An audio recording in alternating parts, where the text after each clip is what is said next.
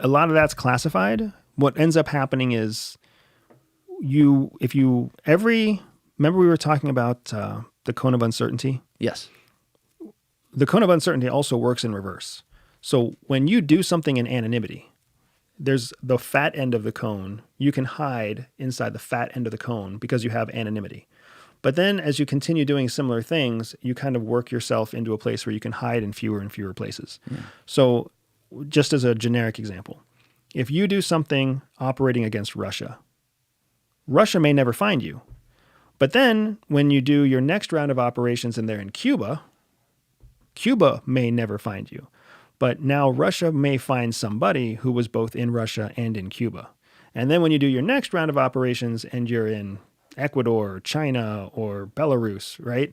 Your cone is getting smaller and smaller. The places you can hide are fewer and fewer because the countries that you're working against are all sharing information. One country by themselves may never have enough information to pin you down, but when they share their information together, you start to run into a real problem. We live in a world where inside the United States, as Jim and I have talked about, we don't like to share.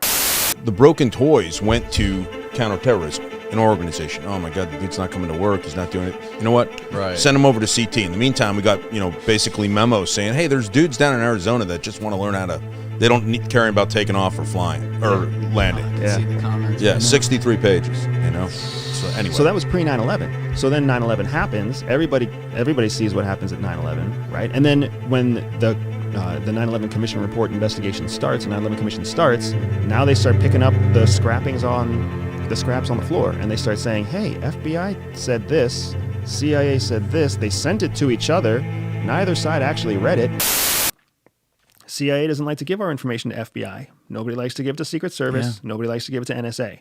Outside of here, everybody, all of our enemies share their information on Americans. That's a really good point, because I think that is where a lot of, there are conspiracies that are real. There's bad people in everything. Like, it's just what it is, including the CIA. But I think a lot of the problems that we have run into in this country do come back to that basic human thing that a lot of us run into in our own relationships and stuff, communication. Yeah. Because it's nice to hear you define it that way. But when you read this stuff, you read things like FSB and SVR interchangeably. Yes. I'm sure there's got to still be some human element there, but they're ordered by their dictatorial regime. You're fucking talking to each other. Whereas, we just got to look at the build up to 9/11 and everything with the FBI and CIA. That could have been avoided if they were sharing information, but they weren't. I mean, the director of CIA is a presidential appointee, right? Every time the president changes, they appoint a new person. Yeah. Right? Doesn't matter how good or bad you are in your career at CIA, you're never going to become, most likely, you'll never become the director of CIA.